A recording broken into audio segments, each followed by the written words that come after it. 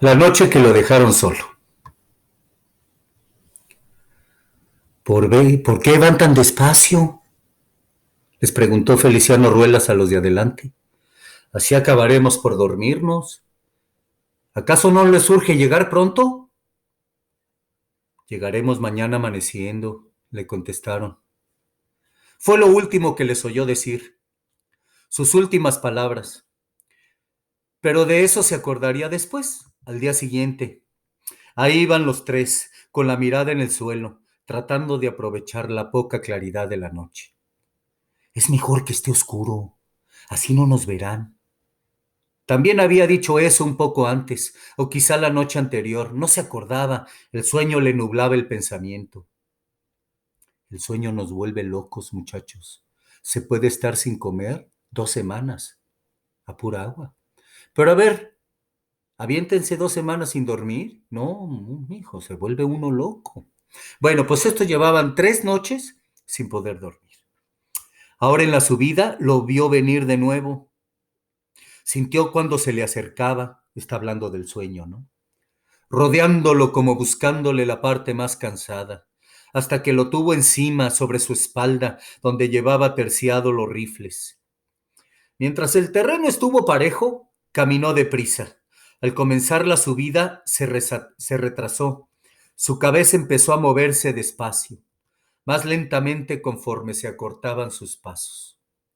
Los otros pasos junto a él ahora iban muy adelante y él seguía balanceando su cabeza dormida. O sea, ya los otros dos ya lo pasaron, lo están dejando atrás. Y se fue rezagando. Tenía el camino enfrente casi a la altura de sus ojos y el peso de los rifles y el sueño trepado ahí donde su espalda se encorva. Oyó cuando se le perdían los pasos, aquellos huecos talonazos que había venido oyendo, quién sabe desde cuándo, durante quién sabe cuántas noches. De la Magdalena para allá, la primera noche. Después de allá para acá, la segunda. Y esta es la tercera. No serían muchas, pensó, si al menos hubiéramos dormido de día. Pero ellos no quisieron. Nos pueden agarrar dormidos, dijeron. Y eso sería lo peor. ¿Y lo peor para quién? Ahora el sueño le hacía hablar. Les dije que esperaran. Vamos dejando este día para descansar. Mañana caminaremos de filo y con más ganas y con más fuerza, por si tenemos que correr. Puede darse el caso. Se detuvo con los ojos cerrados. Es mucho, dijo. ¿Qué ganamos con apurarnos? Una jornada, después de tanta que hemos perdido, no vale la pena. Enseguida gritó, ¿dónde andan? Y casi en secreto, váyanse pues, váyanse. O sea, el hombre ya estaba hablando solo. El sueño ya le hacía ver visiones. Sus compañeros ya se habían ido y ya lo habían dejado en la oscuridad de la noche. Y entre él mismo decía, pues ¿dónde andan? Y ya cuando se da por vencido, porque ya lo dejan solo, dice, pues váyanse pues. Ahora sí, de ahorita en adelante se las tiene que arreglar él solo. Se recostó en el tronco de un árbol. Ahí estaba la tierra fría y el sudor convertido en agua fría. Esta debía de ser la sierra de que le habían hablado. Allá abajo el tiempo tibio y acá arriba, y este frío que se le metía por debajo del gabán. Como si me levantaran la camisa y me manosearan el pellejo con manos heladas.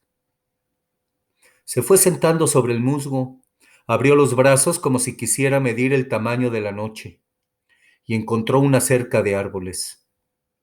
Respiró un aire oloroso a trementina, luego se dejó resbalar en el sueño sobre el cochal, sintiendo cómo se le iba entumeciendo el cuerpo. Lo despertó el frío de la madrugada, la humedad del rocío. Abrió los ojos, vio estrellas transparentes en un cielo claro y por encima de las ramas oscuras. Está oscureciendo, pensó, y se volvió a dormir. Se levantó al oír gritos y el apretado golpetear de pezuñas sobre el seco tepetate del camino. Una luz amarilla bordeaba el horizonte. Se imagínense, ya está el hombre abandonado, que es realmente un muchacho, como ustedes. Y lo despierta el sol la madrugada y oye pasos de pezuñas de caballos y de mulas y ve voces que se están acercando.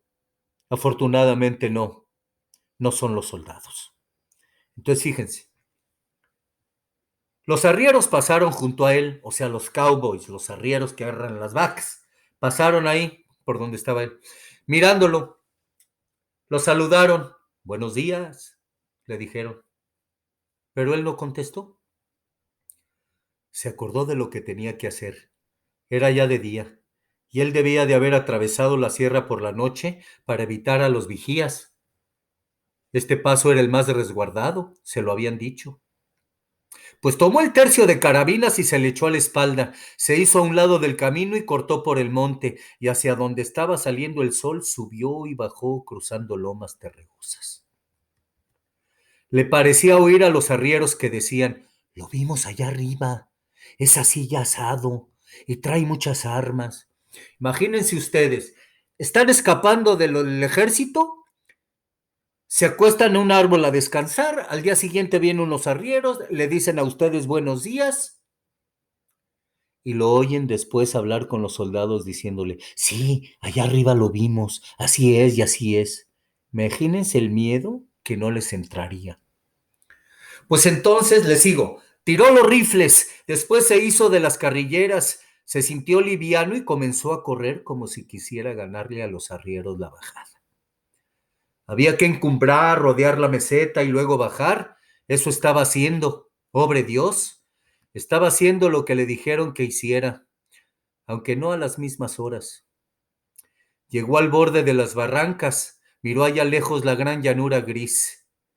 Ellos deben de estar allá, descansando al sol, ya sin ningún pendiente, pensó. Esto pensó de sus compañeros, ¿no? De sus tíos.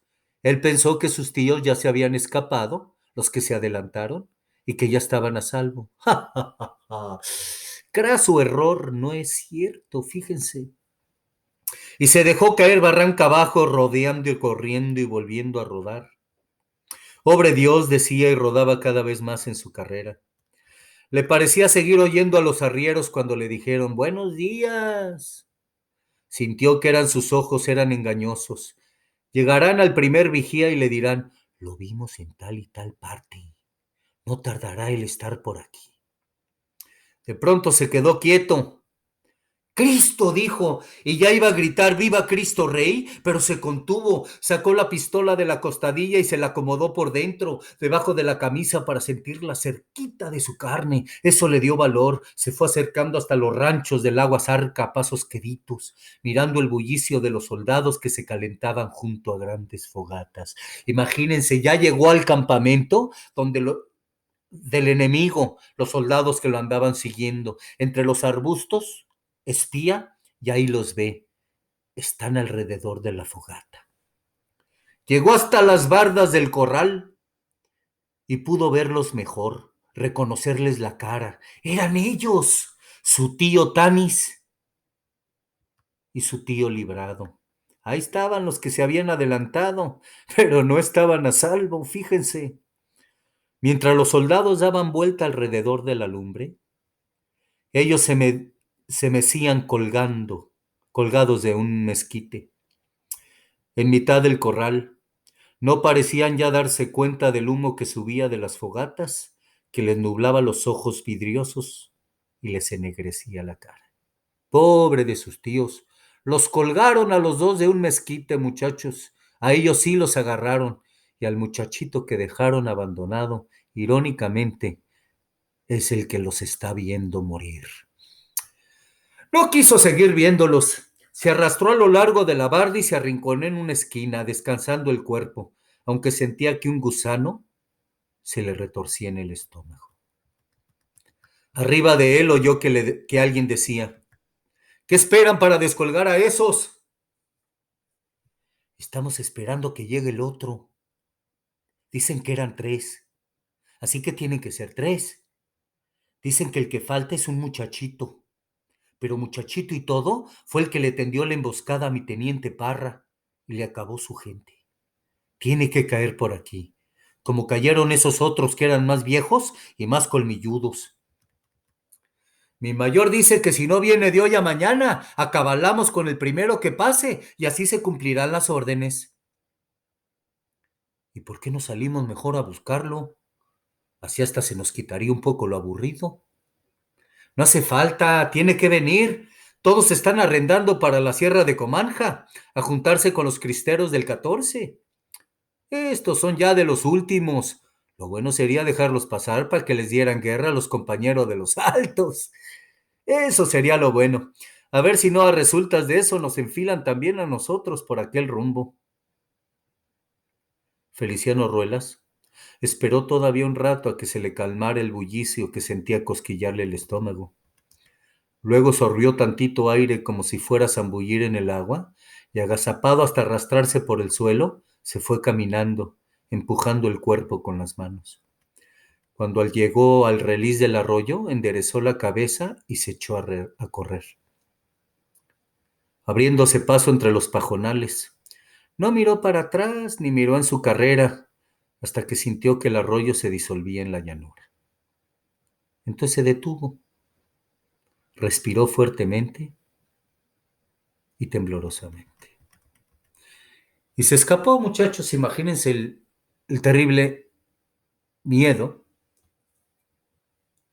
que le hubo provocado que sus tíos estuvieran colgados. Y entonces él, arrastrándose como pudo salvar el pellejo. Esta es su primera pregunta. ¿Qué situación viven los hombres al principio de la historia y qué evidencia hay en la historia? Hasta aquí voy a parar la grabación.